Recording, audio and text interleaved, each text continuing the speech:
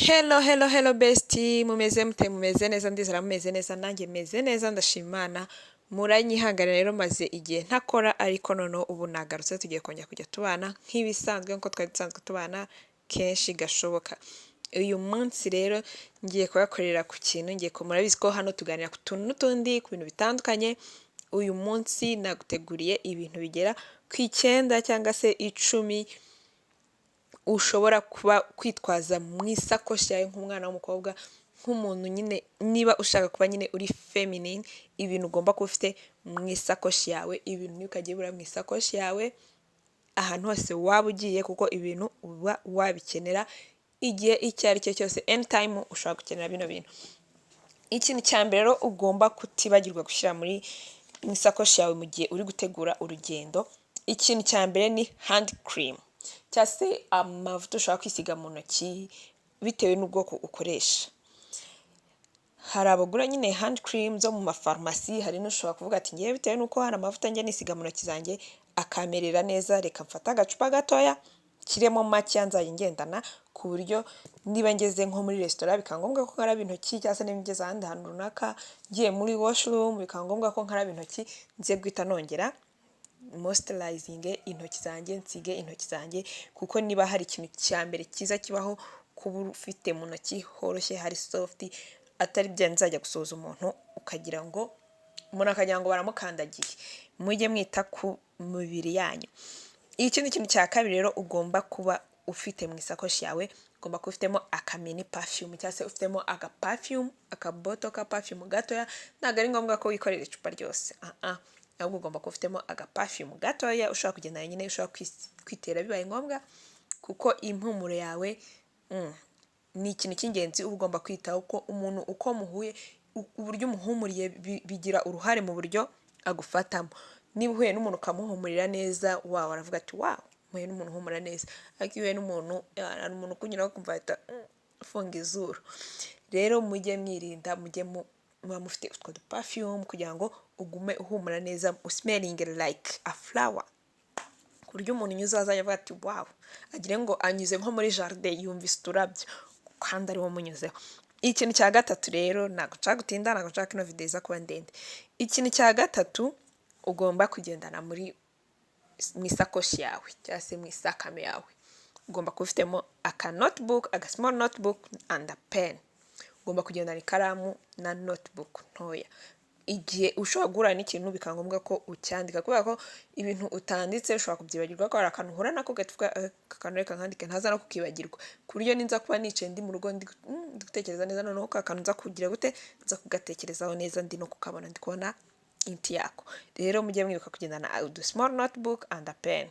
Ikindi kintu rero cya kane utagomba kwibagirwa, your lip gum or lip gloss.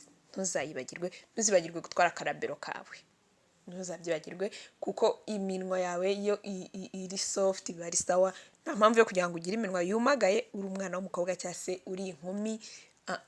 Ibyo bintu no, ntabwo ari iby'aba feminine. Niba uri feminine, ushaka kuba feminine, gerageza ugendana aka lip gloss kawe, iminwa yawe yigire itume iba hydrated, witume iminwa yawe yumagara ngo itangire gusatagurika, no. Ikindi rero ikintu cya gatanu ugomba kwitaho, impumuro yo mu kanwa. Urabona hari ukuntu ushobora kujya ahantu ukamara akanya ufunze umunwa, hari ukuntu impumuro itaba nziza. Gendana akashikarete, akagamu cyangwa se utubombo, ku buryo nyine numva bitangiye kuba ibibazo uhekenya agashikarete ibintu bigataba byiza. Ikindi rero ikintu twihuse cyane, ikindi kintu utagomba kwibagirwa, tugeze ku kintu cya gatanu I think, niba atari cya gatandatu, ikindi kintu cya gatanu rero utagomba kwibagirwa, ntabwo ugomba kwibagirwa charger yawe. Ahantu hose ujya ntukibagirwe charger yawe, ntukajye wibagirwa charger ya telefone yawe. Bibaye byiza ufite aga power bank, ariko niba na power bank ntayo ufite, genda na charger yawe. We kubona telefone igiye kuzimira ngo utangiye gutira charger, usanga abantu muri kumwe nta n'umwe ufite charger icharginga phone yawe, genda na charger yawe. Ikindi kintu rero utagomba kwibagirwa, nuko utagomba kwibagirwa mirror. Ugomba kuba ufite akamiruwari gatoya.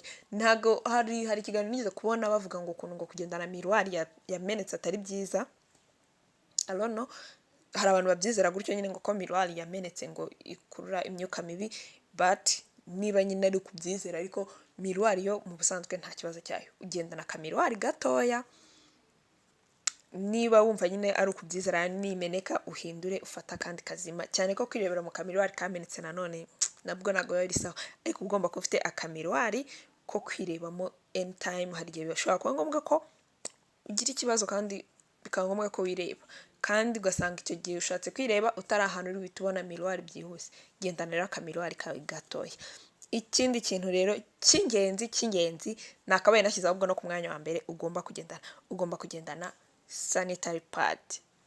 Ugomba kuba ufite pad mu isakoshi yawe, bishobora kuba atari nawe, bishobora kubaho, ushobora no kuba kuri mugenzi wawe ukaba wamufasha, ariko gerageza ugendane agapad mu isakoshi yawe, ufitemo agapiyesi ka pad ntacyo bitwaye pe.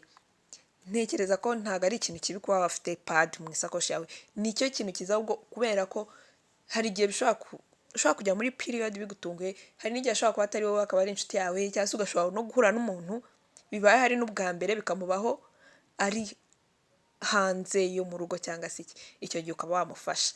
Rero iki kintu ahubwo nakabaye nagishyize ku mwanya wa mbere, pad yakaba ari ku mwanya wa mbere mu bintu ugomba kugendana mu isakoshi yawe. Ikindi kintu rero kibanziriza icya nyuma ni wipers. Ugomba kugendana aka wipers. Hari utu wipers twari dutoya dushobora kujya mu isakoshi, ntabwo ari ngombwa ngo ugure iriya nini, hari udutoya ushobora kugendana mu isakoshi, kubera ko icyo gihe nyine hari igihe bishobora kuba ngombwa yuko uyikoresha, bishobora kuba ngombwa kuyikenera. Rero gerageza ugendane aka wipers, cyane cyane nko muri sama, nk'iki gihe cya sama turimo, hari igihe haba hari izuba ryinshi, hari igihe utranspira bikaba ngombwa ko hari ukuntu niyo wajya muri washroom ugakoresha aka wipers kawe kugira ugasohoka umeze neza, umeze fresh. Niyo mpamvu nakubwiye ngo ugomba kuba ufite n'aga perfume, niba ugiye muri iyo washroom ugakoresha wipers, urisukura neza, uteraho aga parfum, wongera usohoke uhumura neza nk'akarabo k'iroza. Ikindi kintu cya nyuma rero utagomba kwibagirwa, especially turabizi twese nk'abanyarwandakazi, ugomba kuba ufite esharpe mu sakoshi yawe, cyangwa se muri side bag yawe ugomba kuba ufitemo isakoshi.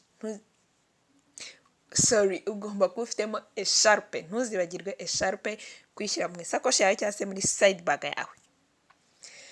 So thank you so much, mwakoze kureba iki kiganiro kugeza kirangiye. Nimba wanihutishije, thank you so much. Ubutaha ntuzihutishe, please do subscribe, share, comment, like.